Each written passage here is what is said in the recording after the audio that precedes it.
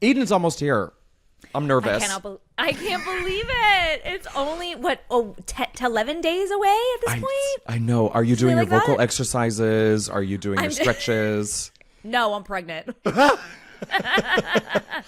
I'm going to get on that stage and I'm going to sit and you're going to get up and move around. Well, this past week in our little intro opener, I did it without you. I hope that's okay about the show. I did say I think this is going to be like your last real full public appearance before you pop. And so if you're desperate to see that, honey, now you got to buy that ticket. Honestly, I haven't made many public appearances, so this is like the one and only. If you want to see that bump. We're talking about, did we say we're doing our live show, Eden? We're doing a live show. We're talking about our live show on December 5th at the Stray Theater in Hollywood.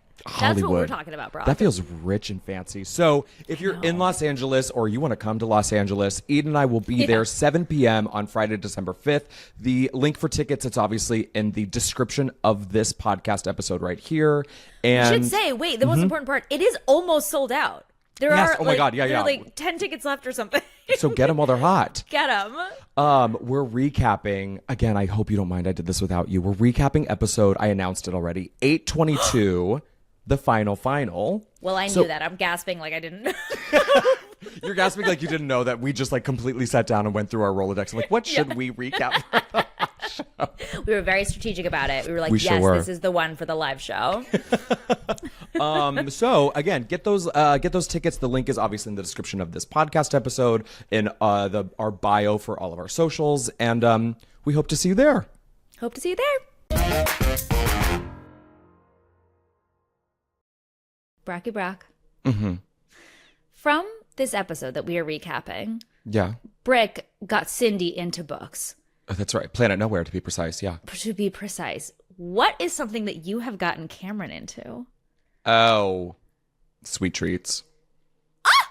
He used to be such a health nut, and now, baby, he likes candy. Well, it depends on the candy, but he likes the chocolate. He used to be so like pure, healthy, nothing crazy. And I've made him a garbage trash monster, just like me.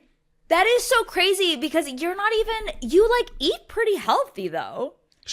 When I want to. Yeah, when you want to. This next month I'm going to be great, but like, you've never seen me house a Domino's pizza, baby. I could do that. I haven't. Why haven't I? I don't know, girl. Extra sauce, a little pineapple. I could go to town. Ooh. But in the same breath, when I need to be good, a chicken breast with, some green beans. You know what's so funny? Yeah. Is that my answer is very similar What for is it? me What? and Nick. Well, there are two things. There are two very specific, distinct, easy things that come to mind immediately. Number one is?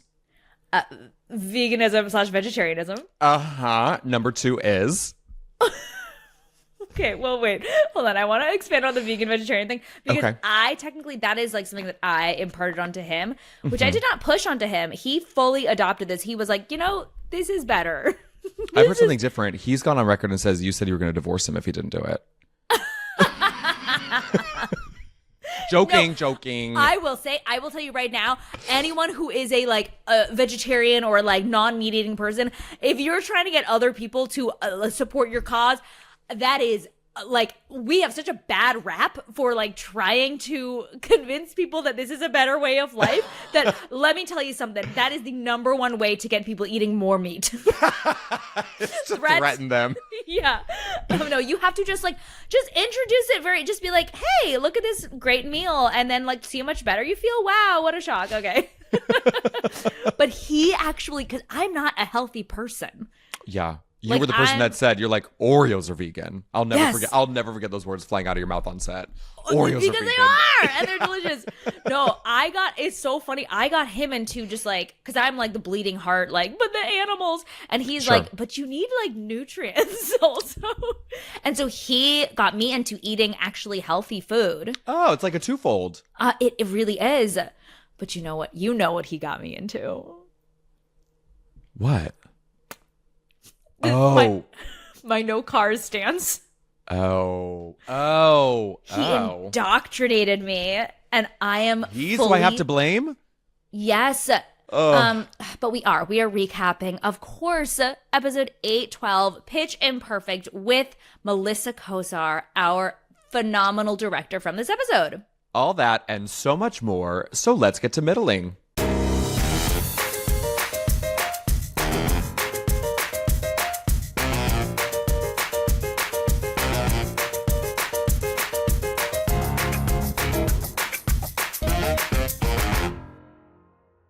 Welcome to Middling with Eden and Brock, where Brock and I break down an episode of the middle each and every week. Here we go. What do you... Okay, can I ask you... Okay, hold on. Well, here's the thing. Yes? I watched DMV. Oh, you did? How was it? I watched it. Okay. The cast has potential. Here's the thing. I had a little bit of an attitude walking into it because I didn't think the trailer was that funny. Now, that being said, I would love an audition. But if... it wasn't my favorite. I'm just like, I feel like it feels like a missed opportunity. I feel like this happens all the time where I see these incredibly talented people. I love her. I don't even know her name. I loved her from, because I'll watch anything Justin Spitzer does. I loved her from American Auto. Yes. Of course, Tim Meadows.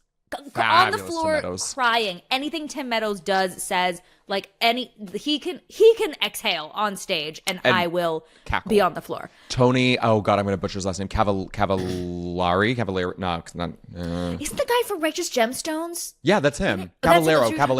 Tony Caballero. He is so funny. He's fab.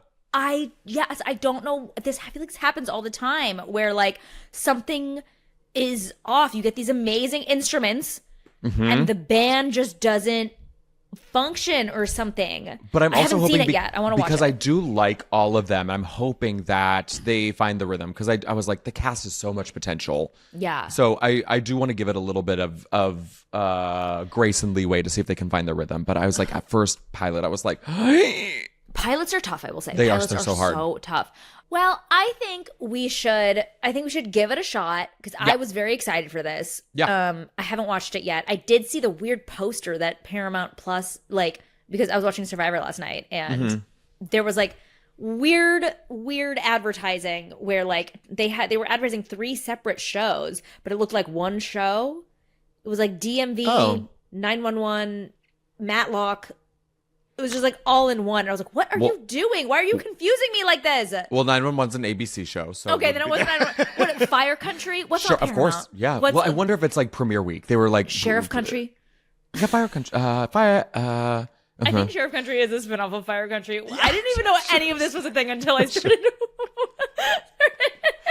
What are you watching? Like nothing. We don't know what we're watching. We're watching like Survivor. Sure. Oh, you know what we're watching? I'm having a hard time this season though. What? Because we really like The Boys. Sure. And there's that spinoff, Gen V. Of course. So we're watching that, but I think something's up with me while pregnant. Not something like I'm just extra sensitive, and like I think I can't take any like this like. These storylines are they're too much for me. I mean, and I haven't watched NB. Is it still gory as hell? Is it still the same like visual thing as The Boys? It is still gory, which I can take because it's so comic booky, like it's so campy, the type of gore. But the themes are real. The themes are like very heavy, and I'm like, oh, I can't with the like, just like I just want something light.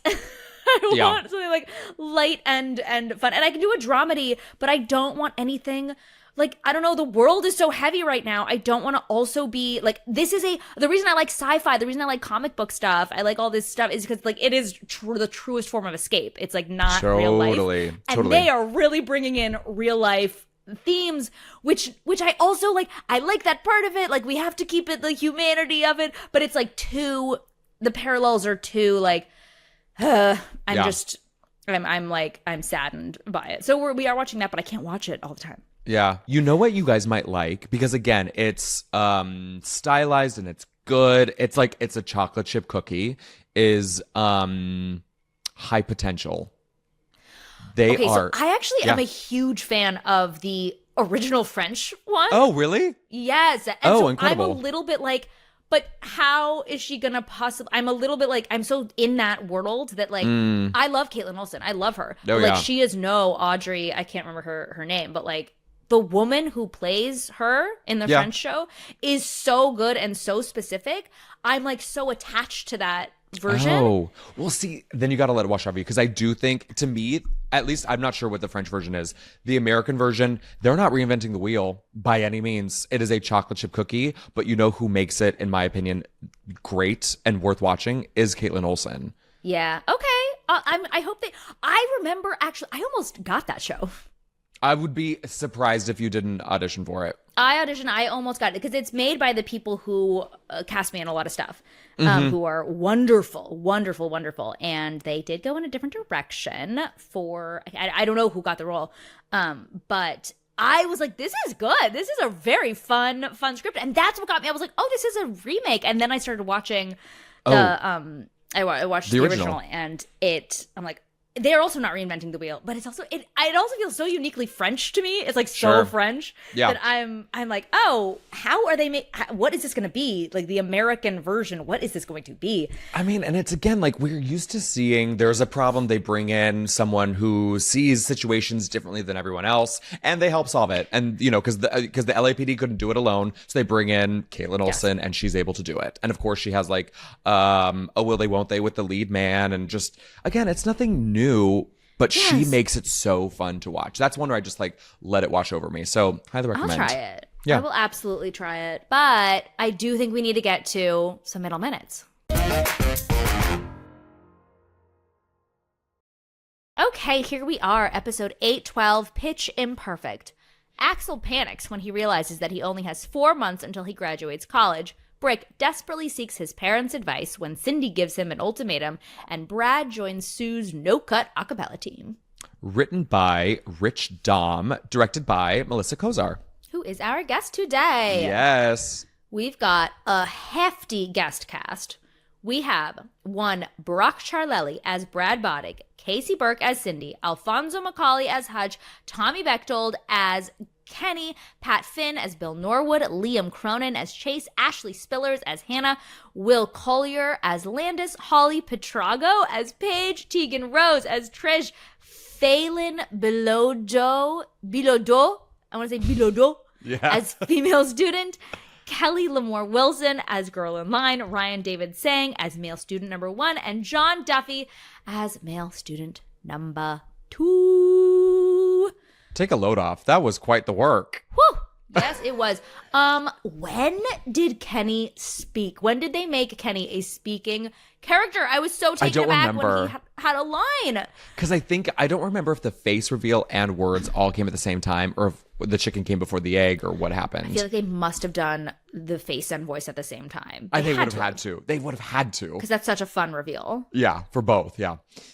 This aired on Tuesday, January 17th, 2017 at 8/7 Central to 6.67 million viewers. Which is not bad for season 8. No, and on these, and now because we jump ahead, it's nice to remind them to know, and good for myself. On our night, on our Tuesday, we had The Middle, American Housewife, Fresh Off the Boat, The Real O'Neills, and at 9 p.m. was Agents of S.H.I.E.L.D. And then our competitors were NCIS, The Wall on NBC, and New Girl on Fox. Oh, that's one that we could start. Maybe I'll rewatch The New Girl. Ooh, that's a good one. Maybe I'll rewatch New Girl. Sorry, I want to make sure everyone knows I didn't say The New Girl. I started to say the, and then I know that it's just called New Girl. Right. It's the same way that Aileen Brosh McKenna says it's not My Crazy Ex-Girlfriend, it's Crazy Ex-Girlfriend. Because if you put it My Crazy Ex-Girlfriend? Some people do, because if you say it's my, then the show's about the guy. But if you say just Crazy Ex-Girlfriend, it's about Rachel Bloom. Oh my God. People also are like, I have my favorite show, In the Middle.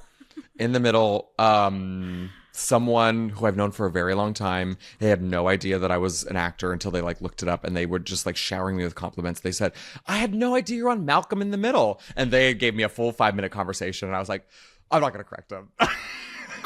For sure. Did I ever tell you, I actually found, I was like, why did I keep this? I don't keep every single like fan letter that I get. Yeah. But someone, while I was on tour, sent this letter to a venue that I was performing at. Oh. And it is one of the funniest things I've ever read because it's so sweet. It's like one of this is so sweet. And they say like they don't give specifics, but they say like they think I'm so funny and they really really inspired by me and but you know, like I just brought them a lot of joy and they love my character. And the Goldbergs is one of their favorite shows. And I was like, is this real? I was half expecting you to say "I love you" and Frankie Muniz together or something. Wait, that is so funny. The Goldbergs. Isn't that so funny? And so funny. It pertains to this episode, sort of. Yeah. Oh no, sorry, not this episode, but at the end. We'll talk about it with the voicemail. Yeah. Wait, that's so funny. I know. And like, bless. No shade to this person. Honestly, it was more just like it's typed out. It was sent. Like he had to have proofread it. Right. I love it. I love you. I love you, fan. Okay. Oh my God, of course. And of course, the top movie of the week, we have to go back in time, was Hidden Figures. Mm-hmm. And the top song of the week is Black Beatles by Ray Sremmurd feat Gucci Mane. I couldn't even tell you what that song is. I have no idea what it is. I don't know either. Okay. Well, we have some homework to do, don't we? But in the meantime, Eden, let's break down the episode with the director, Melissa Kosar.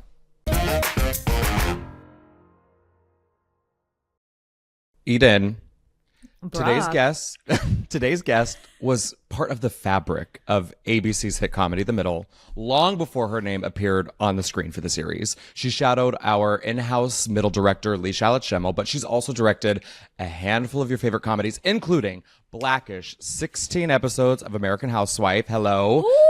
Ooh, the Goldbergs, The Really Loud House with showrunner Tim Hobart. We know him, friend of the podcast.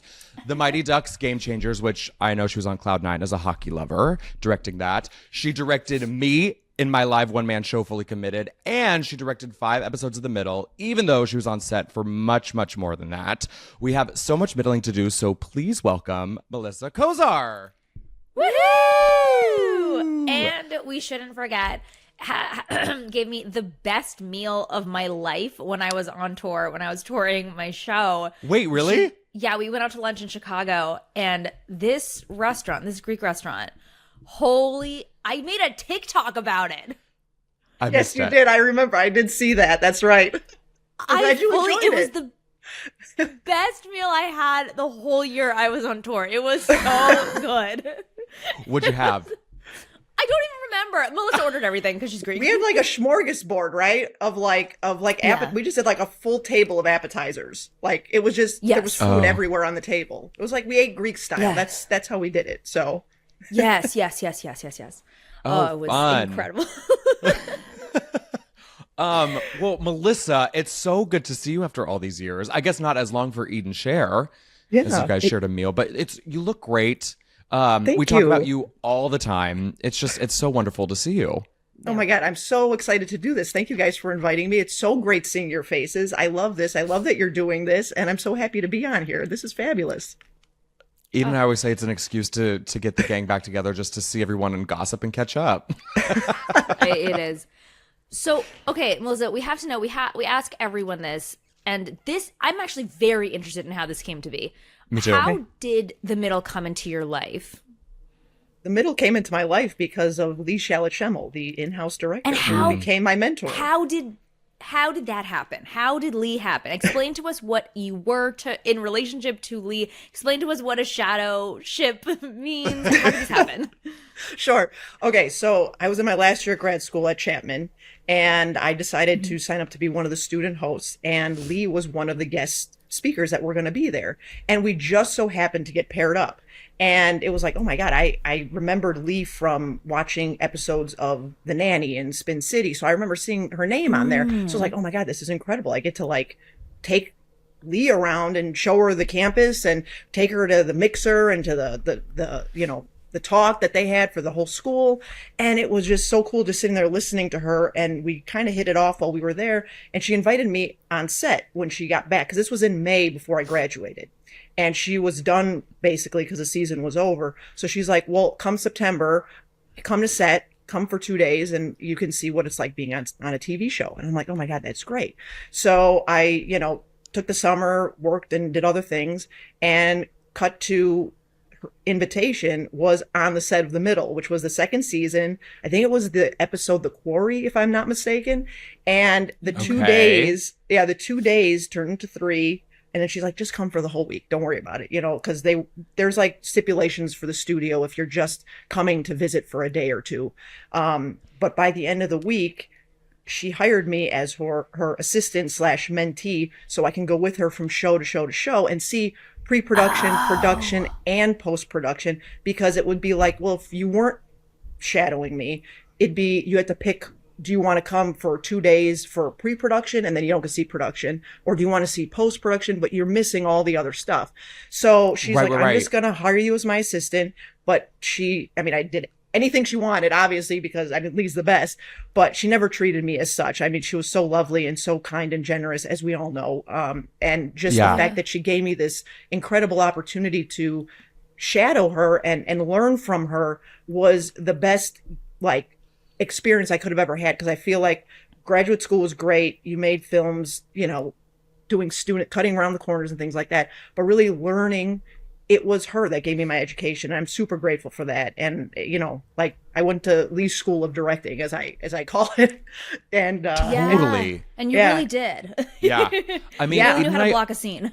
Even I always talk about there's you can learn how to act in an acting class or whatever, but you don't really know what it's like until you're there. And it's the same thing with, I would assume, directing or anything is yes, you can only learn as much as you can learn when you're in a school setting until you're actually in the thick of it, in the real life of it. And how awesome it's nice to hear, because I do remember, I love hearing that story. And now that you had said it, and now it jogged my memory that's how it came to be. But we had Lee on, I think she was our third guest, and we were talking about her fabulous career and how she came up and you came up, and she was like, I wish that I had a mentor of sorts kind of coming up. I'm sure she had people that were influences and took her under her wing, but especially having a woman in the industry and a male dominated force, and really shepherding and taking the time and the care and the extra step to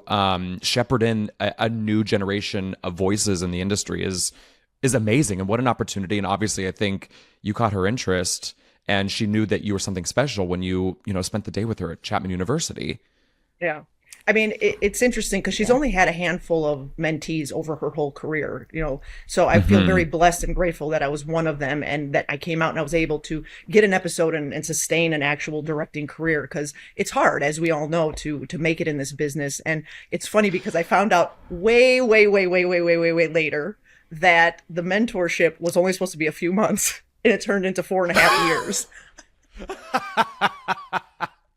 Oh my gosh. Yeah. Well, she must have liked you. Yeah. Well, when I found her iPad in random places, I guess that helped. So that absolutely. I was gonna say, Lee Shallot-Schemmel has a ton of incredibly admirable, incredibly what's the word? Just good qualities as a human. Really wow, it's so impressive that you were like this as a human. And she also is human. Totally. That woman cannot keep track of her devices. Yeah. I feel like we synced up so well. That was the whole thing, because all of a sudden, one of the ADs would come be like, Melissa, Lee couldn't find her iPad. Because, she moves through set all the time. And I was I'd be by Video Village, and I'm like, oh, it's on the dining room table. And they're like, really? I'm like, yeah. And they go, they're like, that's where it is. It's like we had this weird, we were just connected. So, I love her to pieces. She's just the best. And I'm just so grateful that worked out the way it did. And it gave me the opportunity to meet you guys and be connected, with the show on a whole different level.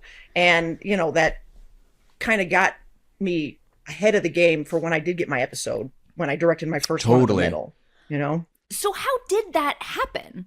Did you ask? Were you how? Because that's a big deal. I know people ask to direct the middle specifically, but any episode of TV, you can ask for a long time and it doesn't really happen. So how, and you directed many past that because you were good. How did that happen? How'd you get your first episode? So I mean, it's funny because Lee's like, I can't guarantee you're ever going to get an episode to direct, period. Not just the middle, just in general. And I'm like, look, Sure. getting this education is key. Because going back, I came up more in from the technical side. So I knew camera really well and things of that nature. But Lee was so good with actors. And I really wanted to be that actor's director. You know what I mean? So really learning how to communicate and things like that were like the biggest keys with her.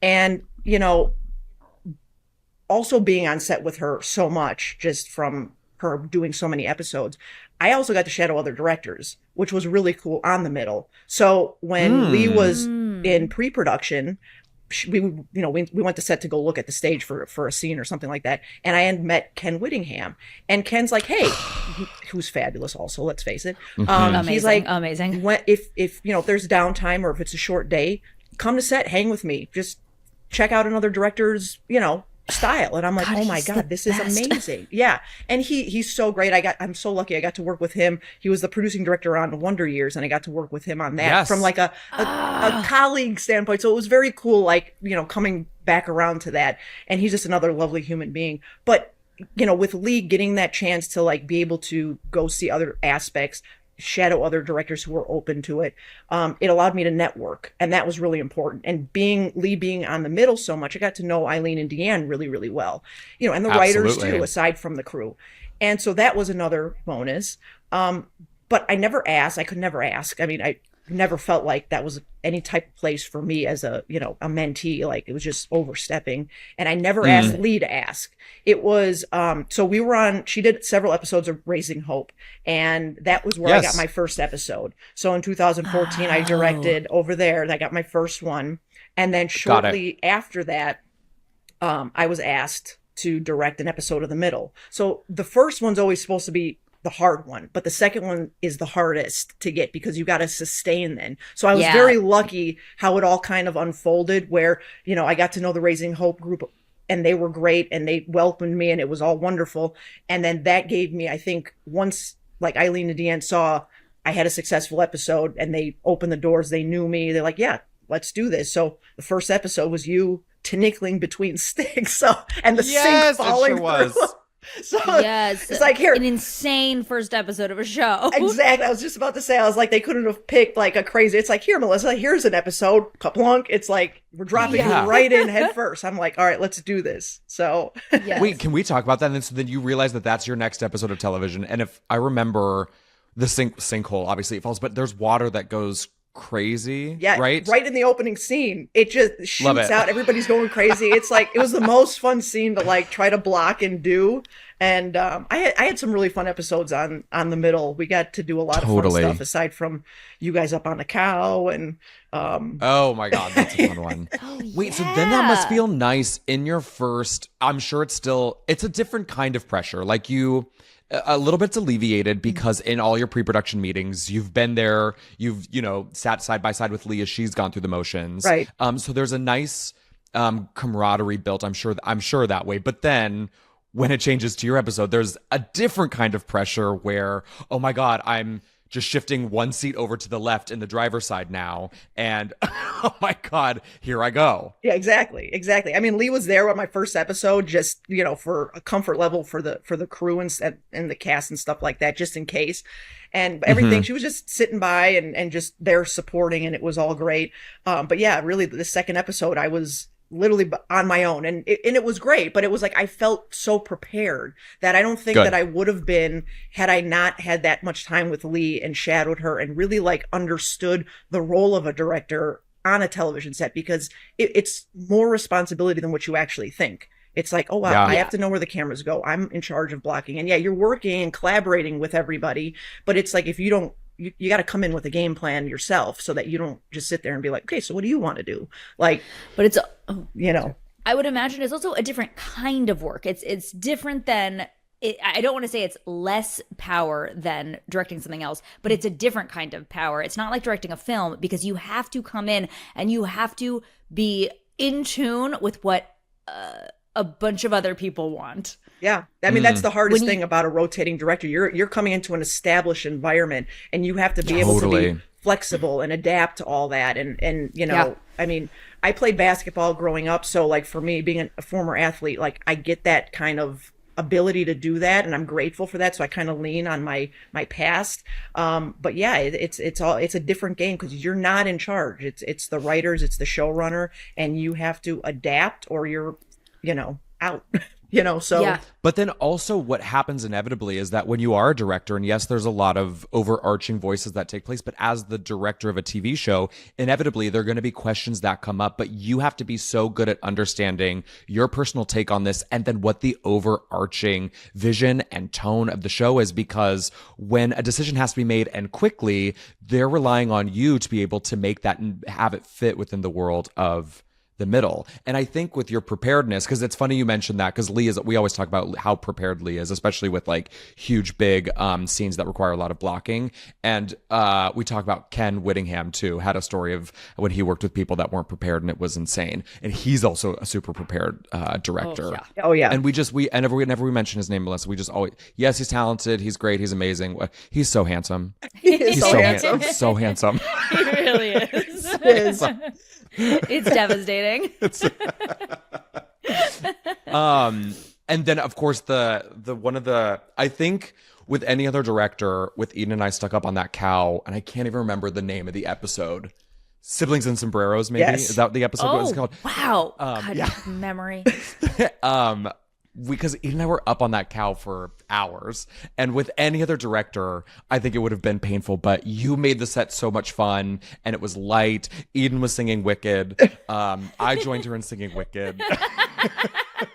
And you created such a fun environment where I think if we had someone leading an episode that didn't keep such a light spirit, that would have been not as fun of a memory. But I look back at that episode and it was uncomfortable and it was hard. We were up on that cow, but it was so much fun. It was so much fun. Thank you so much. That's so sweet of you guys. I really appreciate the kind words. And I mean, it goes twofold because I just so much enjoyed working with you guys. And, it's funny because Eden, you gave me like one of the best compliments I've ever gotten, because I was on set on one of the episodes. I don't know if you remember or not, but you go, oh my God, I feel like Lee's here. And I'm like, oh my God, that's so, like, it makes me feel so good. I was like, oh, that makes me feel so comfortable. Like, it was my favorite thing that like anybody's ever told me, because I know how beloved she is. And it just made me feel like super comfortable to know that I was holding things down and sustaining like for myself as a director. You know what I mean? Absolutely. I mean, I don't remember saying that, but I stand by it. I agree with it. So I'm glad I said it out loud, because it's true. And then what's so funny too, Melissa, I would love to talk about this because I had so much fun with you. It's funny. You say you come from like such a technical background, which I do vividly remember. But another thing is that I always feel like you were so down to play and see what joke would work best on a different take. And that's a big reason why, right when the middle was ending, I tried to capture it right between we finished filming the show, but before the last episode had aired. I was like, let's capitalize on this like free couple of months that I have, where I did a one-person show called Fully Committed. And it's this show where it's one actor, and I played 37 different characters. 37? 37, mama. Some have just one line, but others, they're recurring characters. But it's like I don't know, it's like a 60-minute play, and it's this guy who takes reservations in the basement of New York's hottest restaurant. And so he plays Sam, I think his name is, who says, how can I help you? And then every single character that calls in, and there's demanding customers, and Gwyneth Paltrow's assistant, and then his dad is calling to make sure he can come home for Thanksgiving, and all the things. And I asked sweet little gorgeous baby Melissa Kosar to direct me, and she was so generous. She said yes, and I was gobsmacked because she did it for free, because I said I have no budget. And it was just so much fun. Thank you for doing that. No, are you kidding? I thank you for asking. Like, that was such an awesome opportunity, and to see your level of commitment to that and your ability to juggle 37 characters. I mean, you want to talk about full-on commitment, fully committed, pun intended. Yes. I mean, it was fabulous. You were fantastic. And it was so much fun to play and like develop and see how you came so prepared anyway. But the fact that we got to like just push the comedy and try to push it as far as it can go. But I mean, Yeah. that was a huge undertaking. And I mean, kudos to you. You nailed it. And it was so good. And it was so much fun to be a part of. So again, thank Oh, you for you're the bringing me sweetest. into that. That was a neat experience to do too, as a director, because you're in a different position. Like, TV, you're staging. It's similar to theater. I mean, multicam is a little bit closer, but you're staging for the camera, so staging for the audience, essentially. So seeing that, I mean, it helped push my directing chops. And I really appreciated yay. getting that aspect and that education too. Like, it's just like it helped me. So thank you. Oh, thank you. I mean, you were so sweet. You came to every performance. You sat in the back row. And then the best thing that she did, Eden, was during one of the, maybe it was the last tech rehearsal or something at the theater, you brought, I think it was your father and your brother. Yeah. And when I tell you that your dad is the best laugher, I mean, I could just exhale, and he was on the floor. And I was like, I'm ready for this performance. I'm ready for this performance. He hyped me up so good. Yeah. I was the nicest thing. And that they, one, wanted to come see it, but two, that he was such a great audience. For an audience of two, it was the best thing to like get me, ready to go for the performances. That worked out perfectly because my brother was in town for a convention because he does Monster Palooza, and with all his special effects, makeup, and things of that nature. And my dad always comes to help out at the booth, and it's always nice to have them visit, but they weren't going to be there for your show, so it was like, can they come? And it was like, my dad, like, yes, my dad should just be, if anybody wants an audience, like, my dad should be there, but I'm glad that it helped you, because it's like he's the gauge. If he's laughing, he means it. Like, he doesn't laugh just for anything. So he really meant it. So I'm glad that was helpful. And I'm glad that they were there to see it too, because it's, I love sharing that with my family. Oh, it's so fun. I have to be honest. I don't know if I've said this to you out loud, Brock, but it is one of my, I think about it often, actually. It is one of my greatest life's regrets that I did not get to see you on stage. No, it's fine. It's fine, Eden. It's fine. I question my life. I question our friendship. I question our future together. I tried. I genuinely tried. I don't know what the hell was happening in my life, but you invited me, and I was like, yes, of course. Yeah. Oh my God. Like, wait, I want to see Brock do something else. And I just, it was during the last season, no? During the last, it was right when we had finished filming. So, I mean, everything's going on, and you're probably doing press and stuff. I need you to do this show again, just because I think about it all the time. No, Eden, you're fine. You're fine. Melissa, this is not about Fully Committed. This is not about your particular journey. It's about this particular episode, okay? So let's break down episode 812, Pitch Imperfect, which I Googled. Family Guy also has an episode named Pitch Imperfect, but I'm guessing ours is a little better. So I'm just guessing. I'm sure. I'm gonna go ahead and I'm gonna confidently say ours is better. Which came first? I don't know. I don't want to look just in case It it was doesn't them. matter. I don't care. I don't care. Okay, Melissa, first thoughts on rewatching Pitch Imperfect. What'd you think?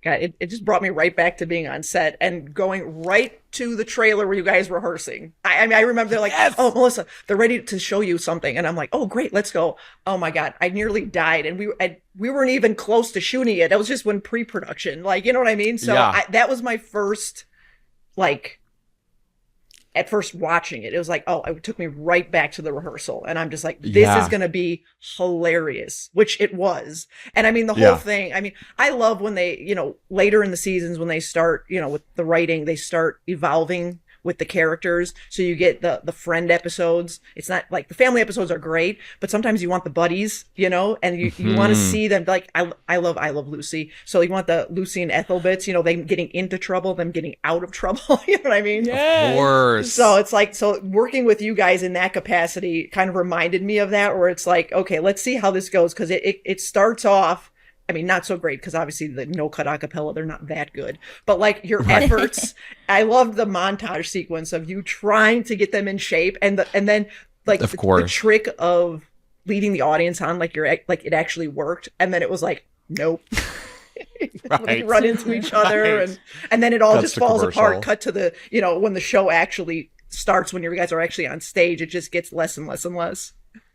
Right. I forgot. I famously have no memory of anything that happened in this show. And so I'm watching this as a like actual true first time watcher. Don't remember even filming it. It was like sort of coming back to me as it was happening, but like I didn't remember the story of everyone leaving, and I was like, oh, is that what? Like, oh God, how are we gonna get out of this now? Oh no! And Brock, can you refresh? Was Melanie on this episode? She sure was. She sure was. Okay, we had a do vote. this. Would you like to hear our schedule? Eden sends me the one-liner, and I looked at the call sheets. This was our rehearsal. This is our schedule. Right? Oh, for sure. Monday we had vocal rehearsal with Jasper Randall, and then on Tuesday we had choreography rehearsal, just you and me with Melanie at 2 p.m. And then on Wednesday we filmed in the morning, and then we had the choreography with the rest of the group, and then they left, and then we had more rehearsal of you and me. And then on Thursday, that was when we filmed all the stuff in the auditorium, the competition, the signing up for it, them leaving, them watching. Friday. They only gave us those 3 days to. Wow. And then on Friday, we had all the rehearsal in the rehearsal room, the montage, the one that took us out into the act break where you think it's going to be great, and then they just trip over each other.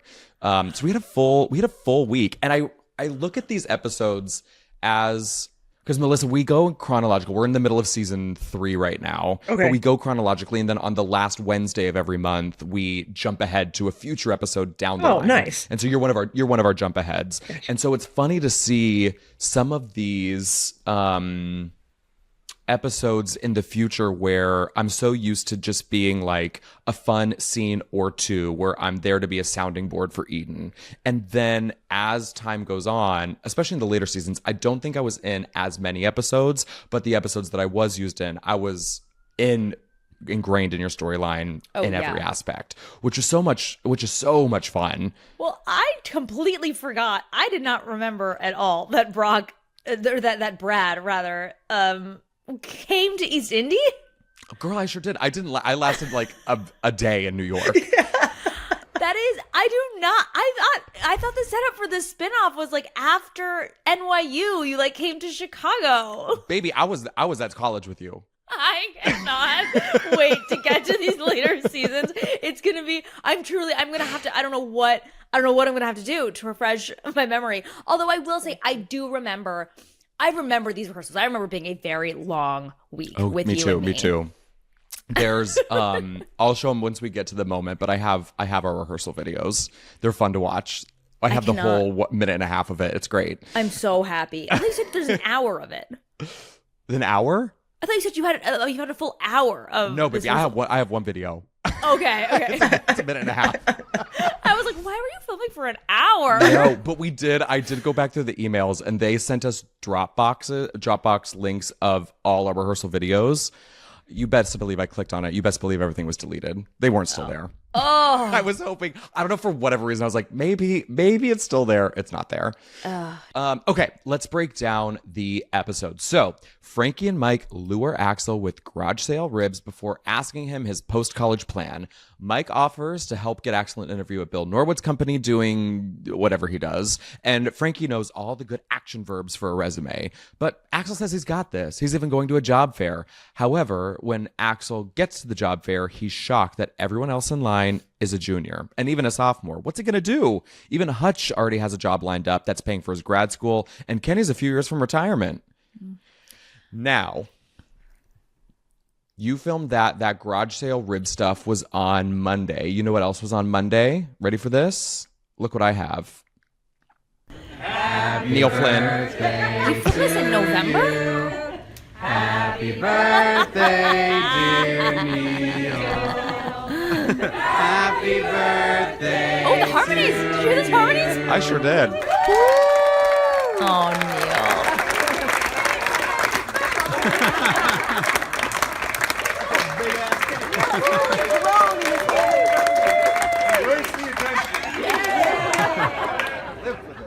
Walking on in the middle of his song. Just like walking, like, all right, let's get this over with. But that's fun, right? Yes. I can't believe we filmed this in November. When? I thought this was way later in the season, no? This was episode. When did this air? Oh, this 12. I guess that's halfway. Yeah, it aired in January. Oh, so we filmed it. Oh, yeah, we did film in November. Okay, yeah. Yeah. Now, I have a question for you, Melissa. We don't need to out the person, but I do remember that college job fair scene. There was an actor, I don't even know who it was, of the 4 different characters there. Someone was late to set, and it was the first scene of the day. Do you even remember one of the actors was a little bit late? I vaguely remember that now that you mention it, because I mean the other thing too is it's potential work for the next time. I mean, that's not a great track record. You know what I mean? Like, I was always paranoid about being late to set to get Lee's breakfast. I was like, I gotta get to set. Yeah. I was like, okay, what are you having? Like, before we're even in, it was like I wanted to get there early enough to make sure she was good. And it's like, okay, because it's like you want to be responsible, because it's like that doesn't show well if you're not. And it goes across the board. I mean, even as a director now, I'm like, I get there 20, 30 minutes early because I want to settle in. You know what I mean? I don't want to just like come in, unless there's some crazy traffic scenario that you can't avoid. But like, if it's on me, it's like, I want to get there early before anybody's there and just kind of walk the set, settle in, have my breakfast, and just like, you know, just think through things without a whole bunch of people before the questions that come rapid fire. You know what I mean? Totally. So, and I'm sure that's how whenever it is I with would come up actors from too. Whenever I would come up from Chapman, I would always give myself a lot of extra time. Yeah. And then I would sometimes get there an hour early, but I would go stroll CVS right next door to the Warner Brothers Ranch. Well, I would kill time until I was like, okay, it's 20 minutes. Is that why you always brought me a Starbucks? Baby, yes. I was there. I was early. I could never understand. I was always like, God, how is he at 6:30 in the morning? He's like, what do you want? What do you want from Starbucks? I'm stopping. And I always took it because I always You sure wanted did. one. You loved just something with a soy in the title. Yeah. I did. Mm-hmm. I liked it, but those before oat milk was a thing. I think I did a soy latte. But yeah, I would always because I was like, I don't know what traffic and rush hour is going to be like on the way on the 5 when it already takes an hour and 15, hour and 20 to get there, and sometimes 2 hours. Okay, I have a question for you, Melissa. The Winnebago shooting in it wasn't a set, right? It was the actual car. Right. Okay. Did any of it remove, or was it an actual functioning Winnebago? I think that they manipulated it, if I remember correctly, like the sides could come off, but because the scene wasn't that involved, I think they had 2.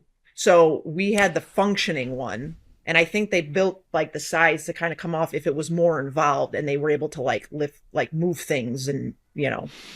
But got it. But yeah, mine we just kind of jammed the camera in for the 2 because it was just going towards the front, going towards the back, and that was it. So it was an easier scene to manipulate in there. But I can't imagine. Nice. I know there were episodes where they were all up in there, and I think they had to like really recreate the walls to help be able to shoot it in an easier fashion. I'm sure. Alfonso Macaulay is just he had one page scene, and every single line of his made me laugh. Yeah, he's so funny.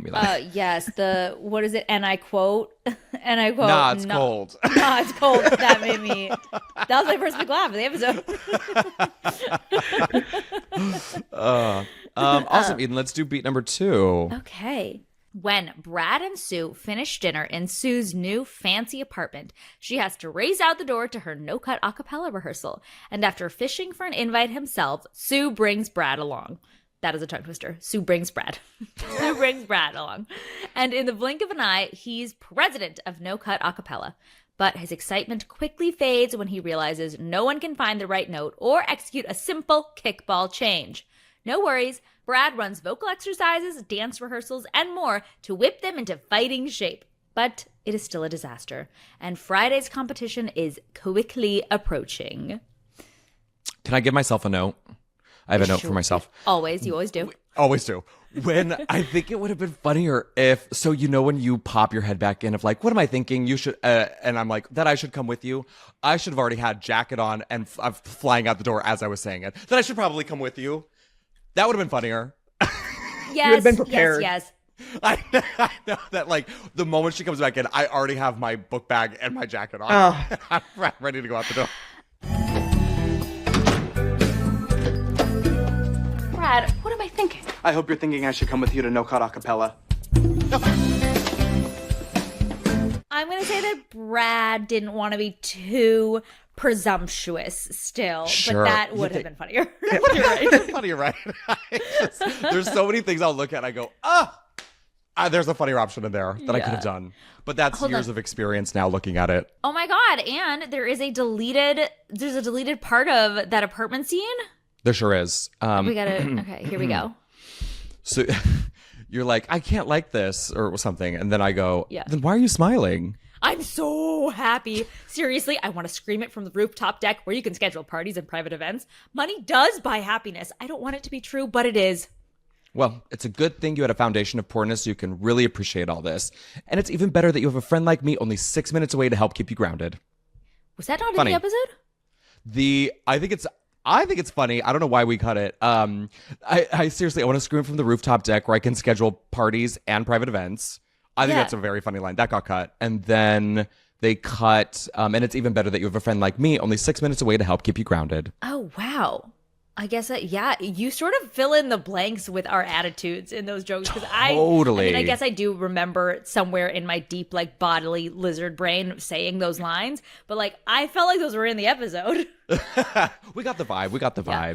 Also, I could not agree more with Sue. This is like if you didn't grow up with money and then you like start earning money, or in Sue's case, you have a rich roommate who's gonna do it, and you Right. suddenly start like having things. It is like a working washer and dryer. Absolutely. no, that does improve my. Yes, I am happier. I'm happier. I remember when I had my first. Yes, when I like. Yes. I got when I like moved into my own place and I had like a nice washer, like literally that washer dryer. Oh my God. But those people in No Cut Acapella, yes, they were singers, actual singers, especially Will. I'm gonna forget how to pronounce his last name. Collier.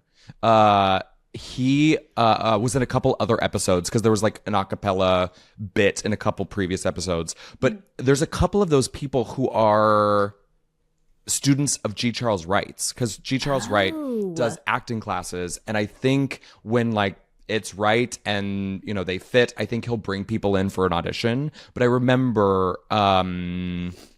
I think it's Liam for sure, and maybe there's another one, Liam Cronin, were students of his from his acting class, which is so fun.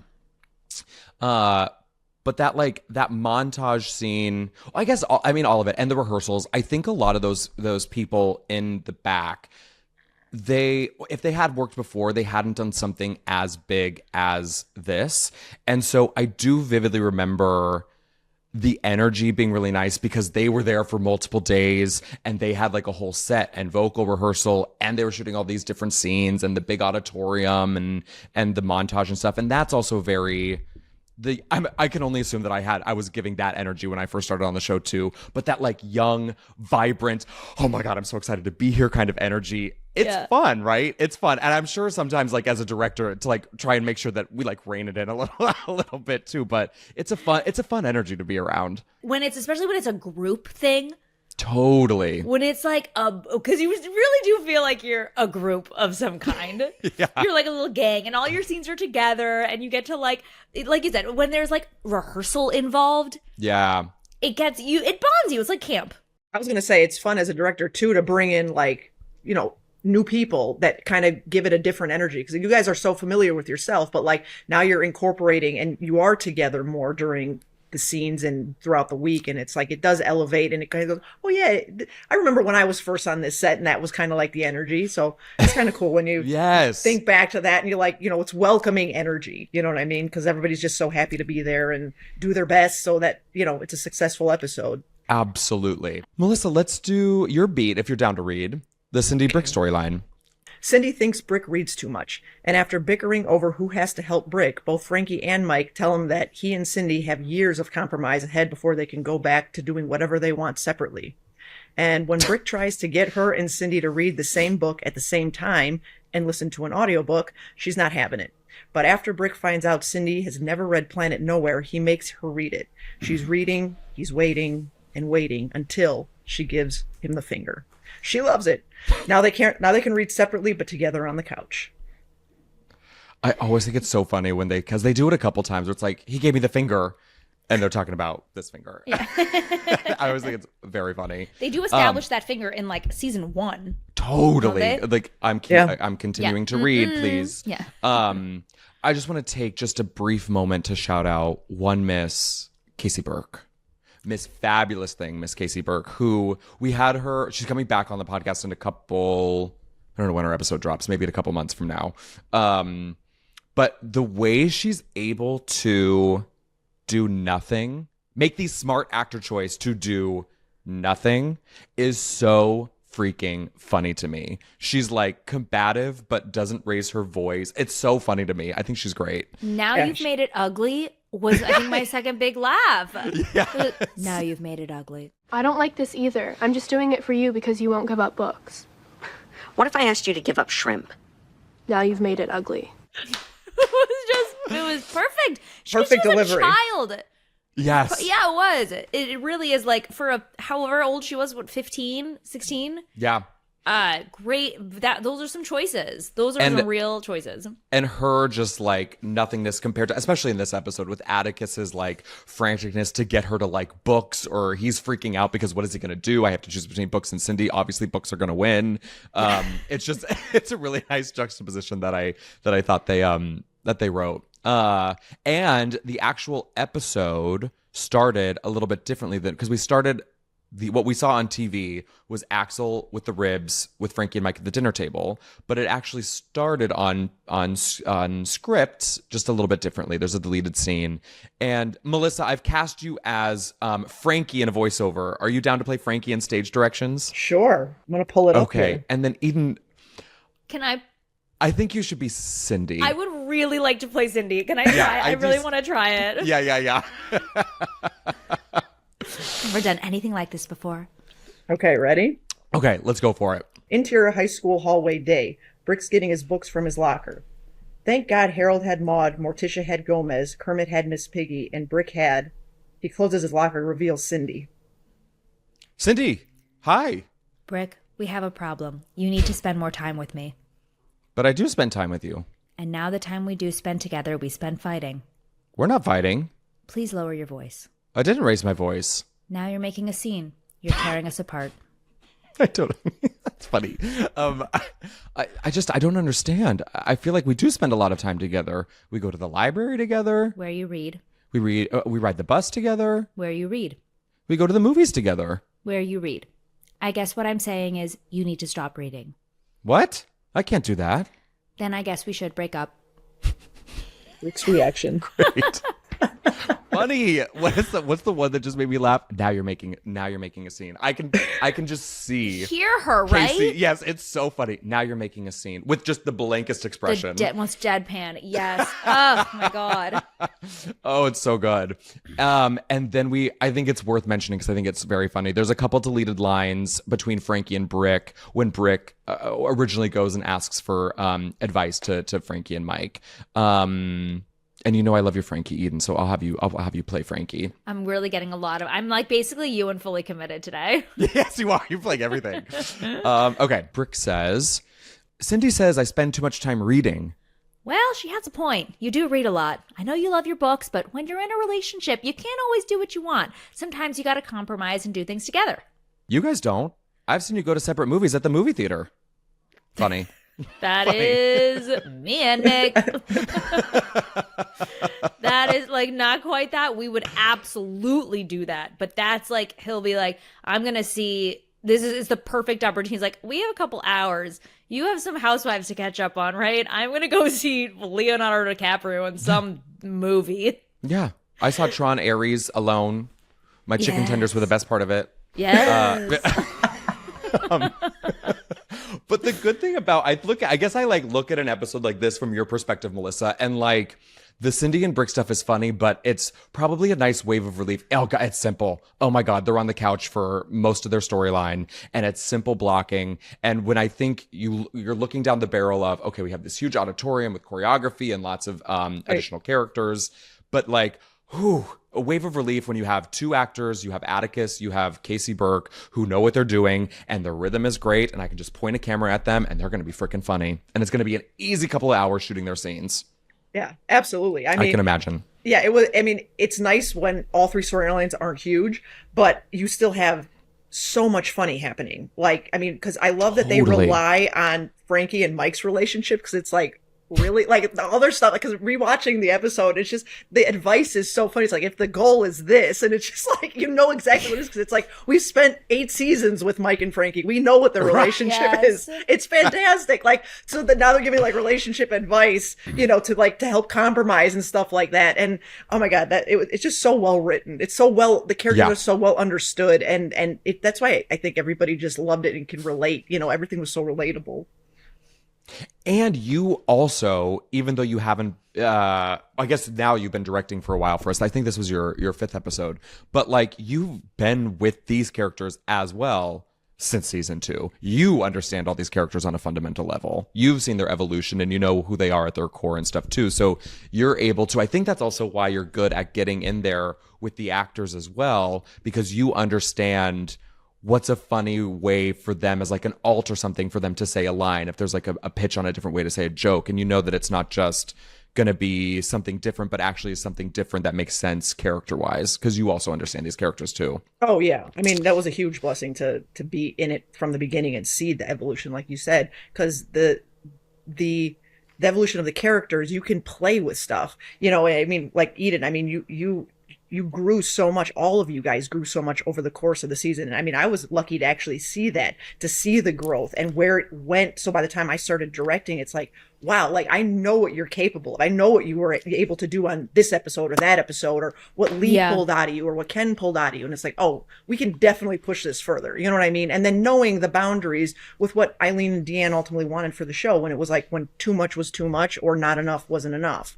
So there was totally, you know, like playing with the happy medium of understanding that. So yeah, super lucky to have been around the show since season 2 and seen it grow, and the characters and everybody kind of coming into the fold and relying on storylines, giving you guys more storyline than just Frankie and Mike. You know what I mean? So that's kind of cool to see and be a part of.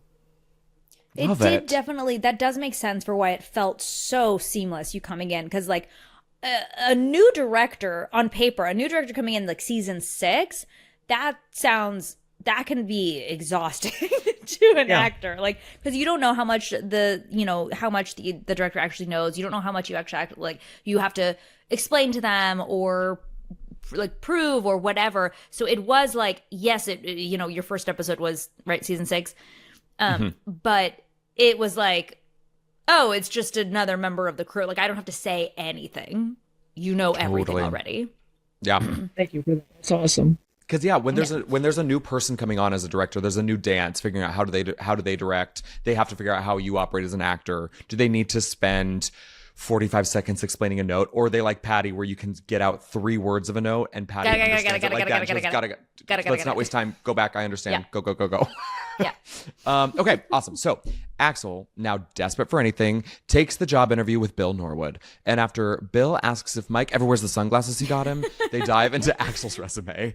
Back at home, Axel's all decked out in his new work duds. There's no way he's not getting that job.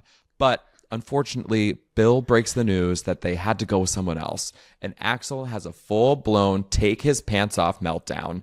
But when Mike sits him down and tells him about his own horror story of job hunting, Axel feels a little better when he realizes things have a way of working out. I do remember. Yeah, go. No. You say first. I was going to say, I remember vividly one of the things Melissa, you were telling. That's also what I remember most about your directing, is how passionate you are about the job. And I remember, and I don't know if it was from rehearsal or we were filming right after the Axel meltdown scene, but you came in hot of like, oh my God, we just filmed this great scene with Charlie. He was so funny. He was like writhing around on the floor. There's just like the excitement you have. And again, you're one of those directors that I think you knew that you were so technical, so you really leveled up in the best way of getting in there with the actors. That really read really nicely. I think Charlie's fantastic, but I thought whatever you were able to do directing wise with that whole scene was wonderful. Well, I mean, Charlie brought so much. I mean, he knows his character inside and out at that point, and like him writhing around on the floor, taking his clothes off. I mean, it's like, that's just such a Axel thing. You know what I mean? But like to elevate it to him being in college doing that, not just as a teenager, middle school right. But my favorite thing is that he's doing this in front of Casey while she's reading the book. It's like all this is happening. I know. And that's what I was thinking. I was The like, 3-second oh my. pop of her just reading. Right. It's just because it's like you don't want to, because it was like, yeah, we can't forget that she's in front of, like, she's not really witnessing this, but she's in the room while all this crazy just happens. And what, like, I love the line that Alfonso had in the Winnebago, but one of my favorite lines from this was when Axel says, I was going to be a diaper heiress. And and Neil's like, well, you wouldn't be an heiress, you know, and it's just like, well, not now. You're taking this really well. Oh, I got no job prospects. Wait a second. I can take over the diaper business. I have a job. It's perfect. Did we not tell him? Here's the thing, Axel. You haven't been around a lot. I sold the business. What? I was supposed to be a diaper heiress. You wouldn't be an heiress. Well, not now. It was so funny.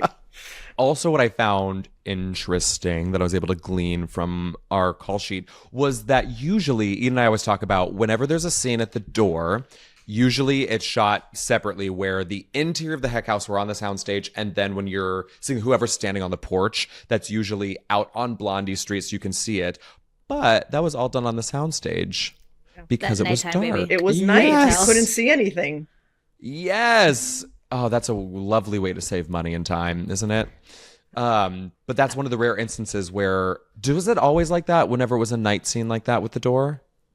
No, not always. I remember. Not always. I was Not gonna always. say, It yeah. depends on what was happening. Like if there was more, I think, to the scene, I think they would have shot it on Blondie. Because I remember being there with Lee while she was doing stuff, and there were cars going back and forth that they had staged and cued so that it felt a little bit more lively. But that scene with Pat at the front door was just a quick exchange, and Yeah. you're in and out of the house. So it wasn't too bad. So we just decided for time, and then that way Charlie can just kind of roll into the meltdown aspect. So- Totally. I don't know. I think by the time we got to season 8, if it was nighttime, we were finding any excuse to not have to. We were definitely staying on stage as much as possible. We were like, we could light it. It's fine. Because they have to like wet down the whole street. Oh yeah. They do this weird Oh, thing yeah. for lighting where like no matter what, they'll like make the streets wet because it just Yeah, gives I it a remember more that, actually. cinematic. I don't know, it gives it like a weird look. But like it's so much extra work going And time and shooting. money. And you think And about time.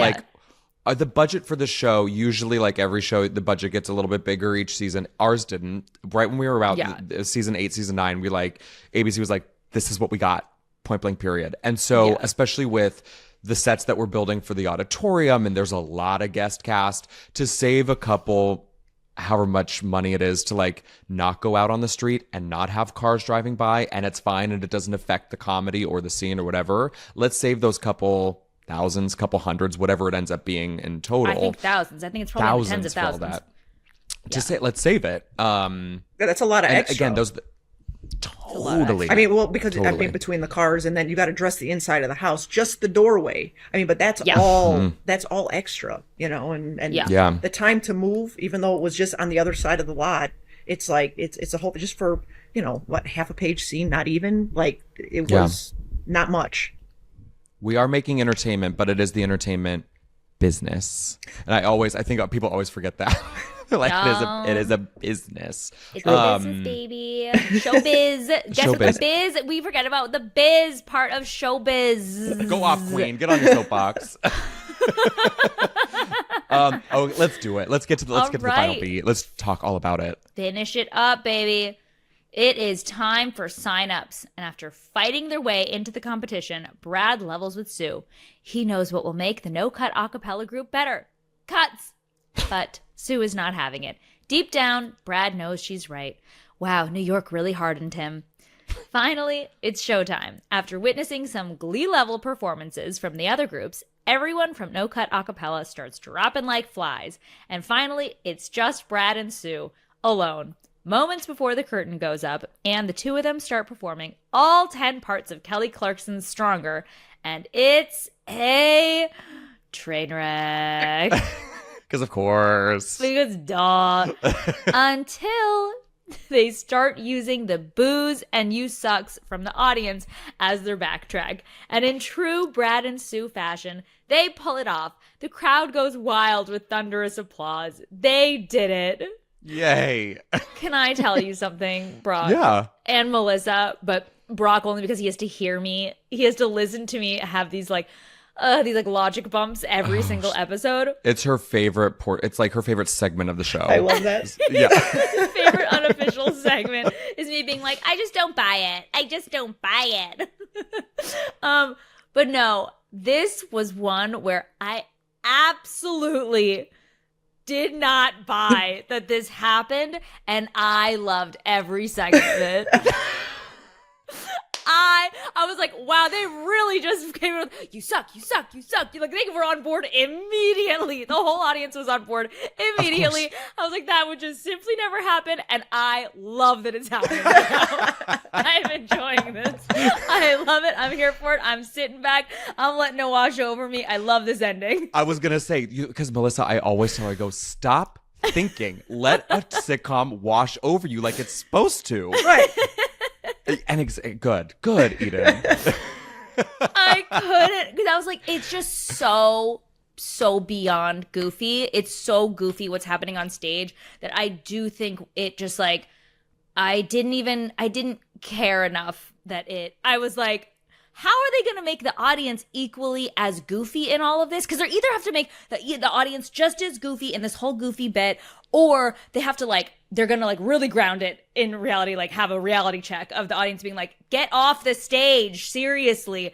And that's just not, I feel like, that's not ABC's style. The Middle. Yeah. That's not ABC's The Middle and so, on season 8. having them come in with this bizarre solution that only Sue and Brad could come up with, it was just like, yeah, I'm here for this. I'm here for this. Love it. Okay, walk me through Melissa. Okay, so I'm always curious when you're in pre-production meetings and you have the script or a version of the script before we actually get to the shooting script, and they're talking about what this performance looks like. What goes through your head for camera and for the audience? Walk me through. I have no idea what those conversations even entail or look like. Tell us. Yeah, well, it's interesting because, there were two performances if you really come down to it on this particular episode. It was the group before you guys. So it wasn't just let's just have the same angle where I'm just shooting the stage portion because you guys are talking in the wing. So I staged it. Well, and I put my cameras in the other wing so that the other group was in the foreground and had you guys in the background watching them. But then obviously you're part of the audience. So the other camera's going to be in front looking at everything. Right. So, it's kind of fun when you start sitting there visualizing stuff and you're going, okay, this is happening on stage. Where's duly noted? Okay. They're there. And then the audience is watching what? And then our viewers watching the actual TV show, it's like they got to make sure we're seeing everything, all the pieces coming together. So for me, it's building that in pre-production of okay, I don't know what it looks like yet. I don't know what the group before you guys is going to do. I know that there's some backflip that happens, but aside from that, I don't know what else is going on. Is somebody coming off the stage? Is there going to be more involved with the singing? Because anything goes initially until you have your tone meeting and things kind of get reined in a little bit. You know what I mean? So it's when does the tone meeting happen in the grand scheme of things? Usually, I think it was more towards the end of the week.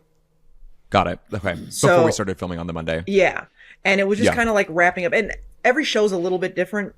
Some like to do it a little bit earlier, maybe Tuesday or Wednesday versus a Thursday or Friday. But things with the middle were so specific and locked in that it's that was just the rhythm of the show. So, having that tone meeting at the end with Eileen just to give me the nitty gritty details of what was to be looked for in the show, and what to definitely have. There were other things that were already predetermined because there are other meetings. There's the concept meeting, the production meeting, the idea for the choreography. So it's we're piecing all this stuff together. So by the end of the week, it's we know, okay, this is what's happening on the stage. They're there. Okay, I know where I'm putting my cameras, blah, blah, blah. And you're prepared for the following week. But that was a big scene with all those people. And then not to mention the full audience, that you're trying to not have too crazy but you need them to be somewhat involved, So I remember we needed reaction. So it was we weren't getting enough of a reaction. So I felt like a conductor with I was in front of the curtain and we were shooting just for sound. And I was going little more, a little more. I felt like I was in some like Mel Brooks like Right. universe of like comedy where it's like, give me a little more over here. Like from like, what was that? It was Robin Hood Men in Tights where it's like, give me over here. And everybody's like hooting and hollering, you know? And I'd be like, it's like a conductor. I'm like, rise it up crescendo and then, like, drop it down. So it's kind of cool to be able to like manipulate that and get them involved and things like that. But it was a big scene with a lot of people.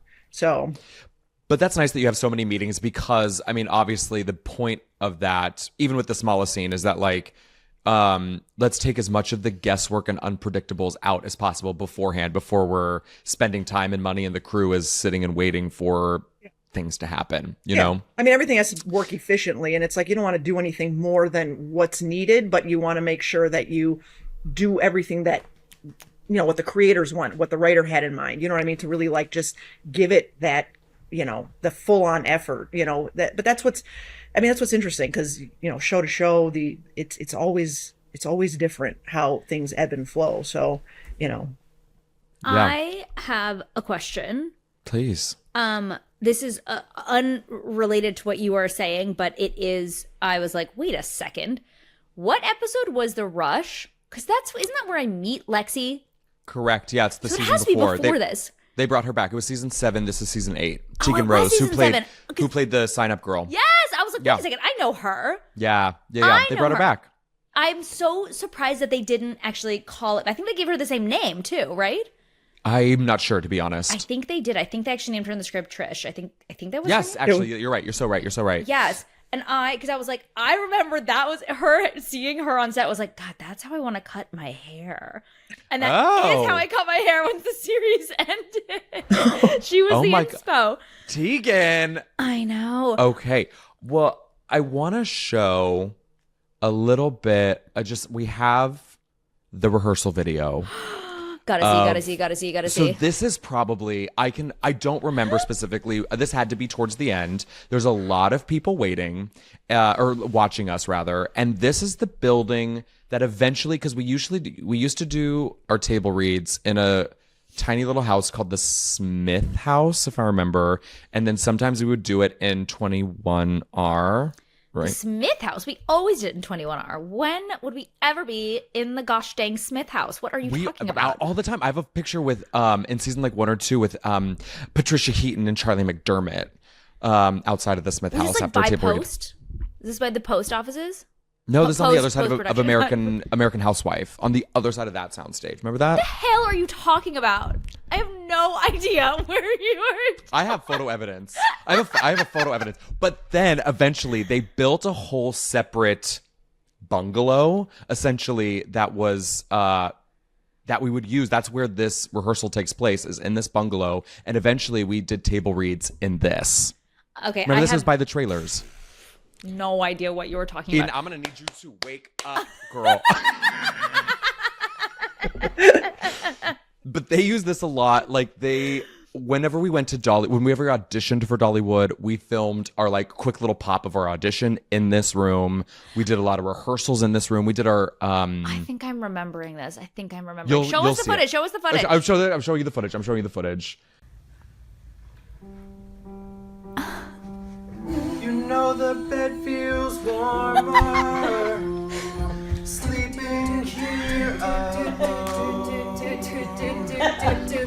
You know I dream in color and do the things I want. Think you got the best of me. Think you got the last laugh. You know you think. Boo, boo, boo, boo. You suck. You suck. You suck. You suck. You suck. You suck. Boo, you suck. You suck. You suck. Boo, you suck. You suck. You suck. What doesn't kill you Makes you stronger. Stand a little taller. Doesn't mean I'm lonely when I'm alone. What doesn't kill you makes a fighter. Footsteps even lighter. Doesn't mean I'm over, cause you're gone. What doesn't kill you makes you stronger. Just me, myself. What doesn't kill you makes you stronger. Stand a little taller. doesn't mean I'm lonely when I'm alone. Stronger. Cute, right? Oh my God.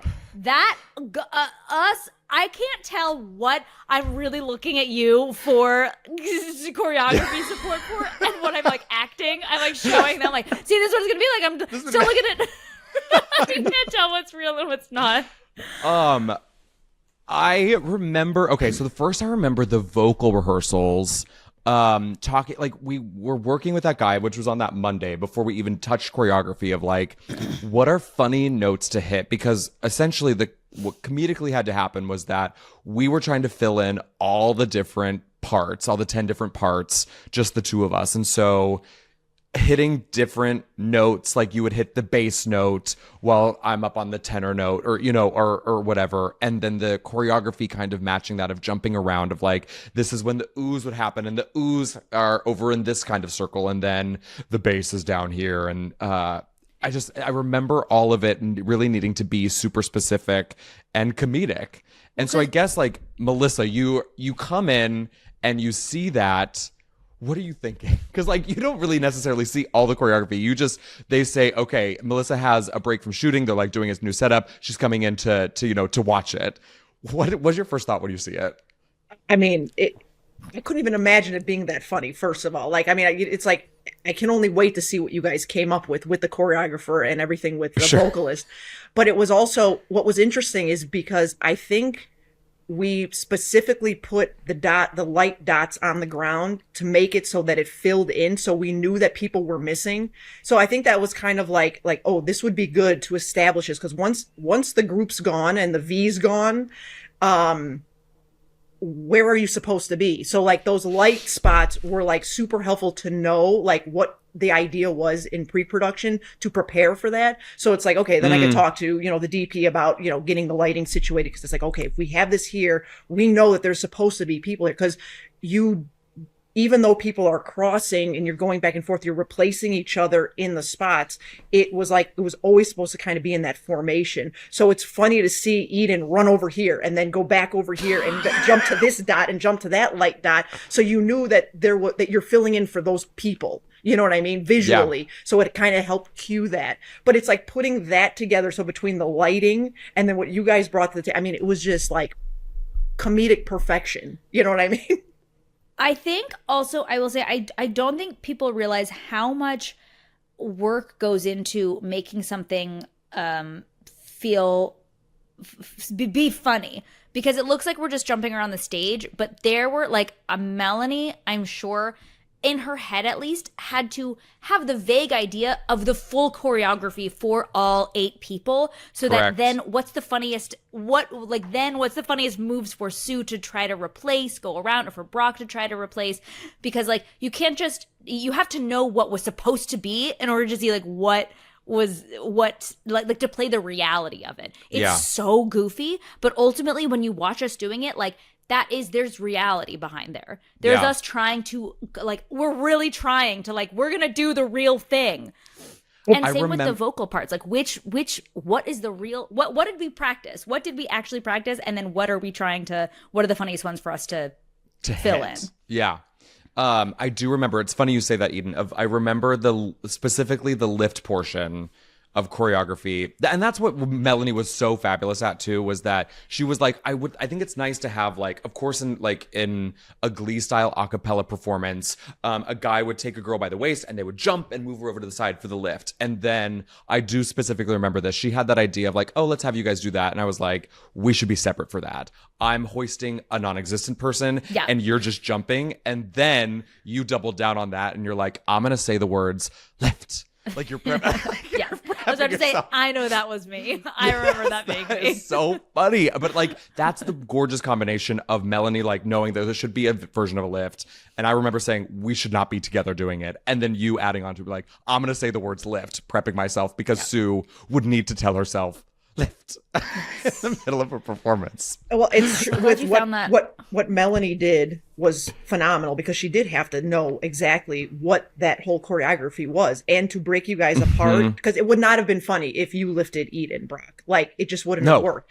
And it's like, but doing it separately, you visualize, like the audience, you're just thinking going, oh my God, yeah, okay, I see what's happening here. They were all supposed to lift somebody and blah, blah, blah. And it just made it 10 times funnier. And like, Eden, your added lift, it's just hilarious. And to Brock, your end when you're like huffing and puffing at the end because you really like exhausted yourself with your fake lift. You know what I mean? Like, it's like, it all just came together so perfectly that it wouldn't have worked if you didn't know all the other pieces of of the dance routine. You know what I mean? Yeah. Totally. Yeah, exactly. Totally. And I think like Melanie is so good. I mean, she was our choreographer since, I don't know, my first episode with her was season 2, but I think season 1 she came in. She came I'm sure for you to do something.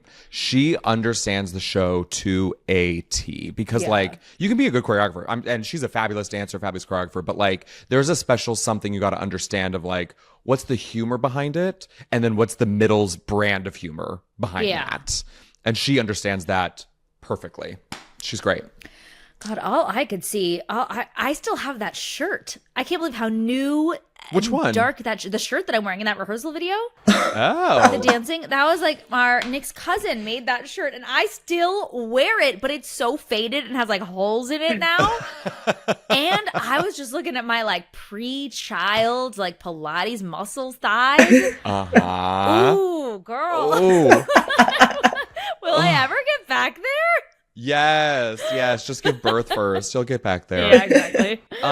We have just some deleted lines. They're worth saying because I think, Eden, you have some very funny lines that were cut. I remember these. I actually remember these. Me too. So this is from signups. When we go to talk to Tegan Rose, Trish, I think her name is. And there's some deleted lines. So Brad says, I'm sorry, but have you seen the other groups? They're really good. Chase is tone deaf, and Hannah, I don't know what she's doing, but it ain't dance steps. Without those two, we might have a fighting chance. I couldn't do that to Hannah. She's very religious. Don't you think it's a good thing to have God on our side? Well, I think it's a good thing to have rhythm on our side. And Chase is in the National Guard. We have to support our troops. I don't think we should cut God or our troops. That is funny. That is so funny to me. Were we at like exactly 21:30? Because I'm surprised that they cut this. Yeah. That's the hard thing. That's really the hard thing. When the writing is so good, the lines are delivered perfectly. They're so funny. I honestly, because, after we get into post with it, we don't cut anything. Like, that's not our responsibility. We can suggest trims and things of that nature. But like, we leave it to the showrunners and let them decide what gets truly cut out to make time. And it's so hard. I can't even imagine actually sitting there going, yes, cut that line. Because it's like everything is just so funny. It's so hard. I mean, and even the beginning, that whole sequence that got lifted in the beginning, the opening, the true opening, but it didn't affect the show. You know what I mean? Like where it starts, it all works. You understand what's happening with Atticus's character and Casey. So it's like, it didn't, like, you're not sitting there going, wait, where does this come in? But like losing lines that you're sitting there, like I'm laughing at Village, right? Watching it and like, oh my God, this is so funny. And then it's like, oh, it didn't make it. I know. Like, and we never take it personally. We're just, usually I'm like, I get why that was cut. This was like, oh man, I'm actually surprised. These were funny jokes. Well, Melissa, thank you so much. Before we let you go, we have a couple more things. Okay. We have what we call the blue bag grab. So as I'm sure you remember, the blue bag, famous on ABC's The Middle, always gets left behind. We pull trivia questions from the blue bag, which means Eden and I read it off of our PDF. Okay. So. Okay, so we're going to get started. They're very simple. You will do great. You'll thrive. You'll thrive. Okay, number 1. Did you direct this episode, yes or no? 1. No Silent Night. Yes, I directed that one. Correct. Operation Infiltration. Yes, I did. And While You Were Sleeping. No. Correct. 3 for 3. Very nice. Boom. Very nice. Okay, question number 2. From this episode, during the performance, everyone had a specific color for their tie-in pants. Sue was in what color tie-in pants, and Brad was in what color tie-in pants? So, Eden, you wore pink, and Brad, Brock, you wore blue. Royal blue. Boom. Boom. Yes, royal blue. Very specific. Like the blue And we had- bag. Like the blue bag. Yeah. yes, it was a hue of blue bag. Correct. Okay, 2 for 2, or really 5 for 5, because there were 5 like things Yes. you had to answer. So you're doing great so far. All right, from No Silent Night. Sue makes the family take a photo together. What happens when she tries to upload the photo on the family computer? All the pictures get deleted. Yes. Yes. That is what And then- happens. And then there's something I can't remember if we've already recapped it. They come back at a different episode. It's like a miracle of some sort. She like plugs and all the computers come back. I cannot remember what and why. Oh, wow. I think it's how they resolve some sort of fight, and like that's how Frankie. There's something coming up. I think that later on in the series that they come back eventually. Okay. Multiple choice if needed. So I'm going to see if you remember, but if you need multiple choice, I have multiple choice. Okay. In your very first episode, The Sinkhole, Sue has to do a tickling dance. She passes with flying colors when she does her routine to a song by what pop star? Every time I hear it, just like Stronger, I I know. always go right back to my episodes. Taylor Swift. Yes! Shake it off, baby. Shake it off. Yeah. Good. Same. Okay, and then this is the last one. From this episode, what is the name of Sue and Brad's no-cut a cappella group? Duly noted. Unless Tegan says it, dully noted. Yes! Which we even have in our answers. Duly, quote, dully noted. It's just so funny. I love that little, like, underhanded slap. That was great. Yes. I that's like so them good. getting introduced as dully noted. Totally noted Yeah. from the announcer. Yeah. Well, Melissa, thank you. Before we let you go, I wanted to bring you in. Eden and I always usually do this voicemail alone, but because this pertains to an episode that you directed, you're going to help us answer this listener voicemail. Great. Okay. Hi, Brooke and Eden. This is Audrey, and I just listened to your podcast episode where you were talking about Cord Overstreet being a series regular on Glee and what he would have to do to get approval to be a guest star on The Middle. So I've been thinking about The Middle, Season 6, Episode 18, where Devin Levin convinces Axel to be nice to Sue, and they all end up at a house party dancing. Which, side note, Eden, I now realize you were dancing to absolutely no music. When I was trying to identify the music in the background, I went down a Reddit wormhole and found that one of the characters in the party is Barry Goldberg from The Goldbergs. Well, it seems like it was played off by the network as an April Fool's joke. Do you know if they were able to use Barry's character because both shows were owned by ABC? And if you know who that band was in the background, let me know. Maybe it was a friend of Eileen or Deanne. Thank you. Bye. Okay. Do you remember any of this, Melissa? Because that was your episode, Operation Infiltration. It was. And what was interesting about that episode, it was the April Fool's Day episode. Yeah, because it aired on April Fool's. So they actually, in each act, there is a joke. And I don't know. I think there were 4. So if you go back. I have, three written down. They have the title sequence. It's a sheep noise. Normally it's the crow, during the middle. And then on the school bus, instead of Orson spelled correctly, Orson, it's spelled Orsen, Sen. And then we have Barry Goldberg. Hey, what's up, bro? By the way, Sue, very cute hoodie. That whole that whole block in every episode of TV, they had little Easter eggs like that.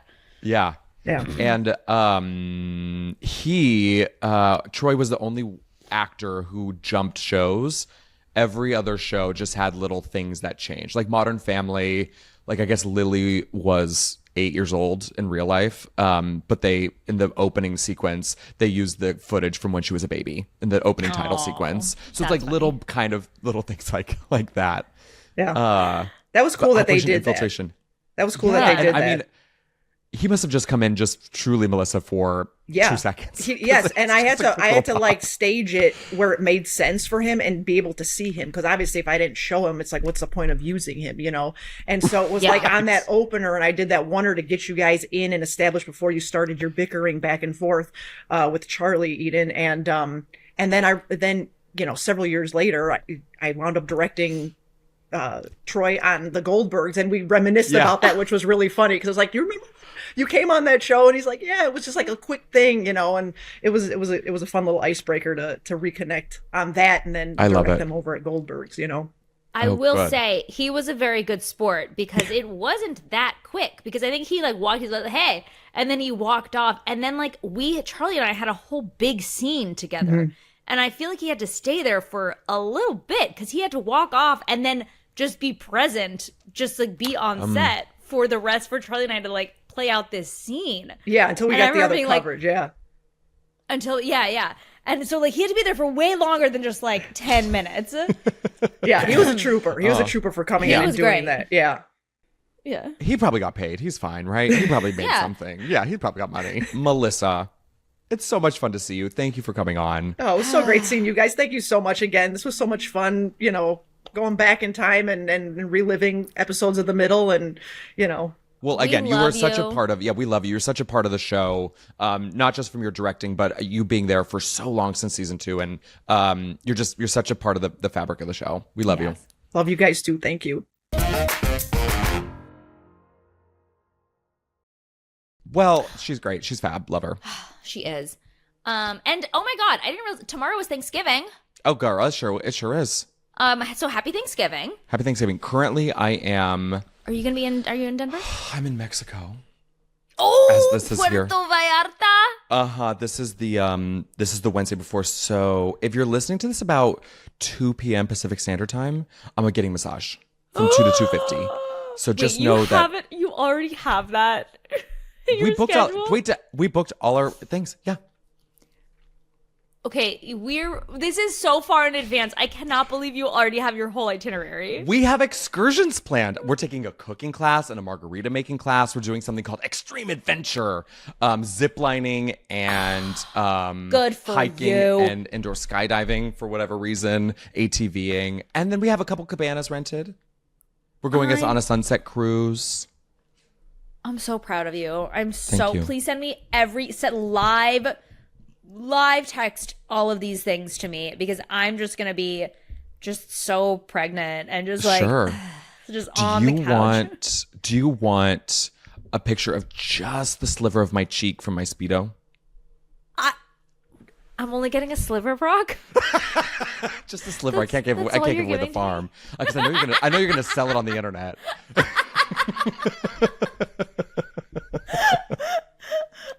Yes, of course. Of course, great. I want that. That's required. And if I'm in a good mood, you'll get both cheeks. How about that? Oh, I love it. Well, next week, we're back to our regularly scheduled programming. We're going back on track, back chronologically. 3/11, A Christmas Gift with Jen Ray. And boy, oh boy, her blue bag grab is a disaster. We've already recorded it. And oh my God. It's so funny. She begged us. She said, please. She said, no. And Brock was like, well, I made it easy this time. And she still, bless her heart. Well, bye from Mexico. And bye from the couch. Okay. I love you. I love you, Brock.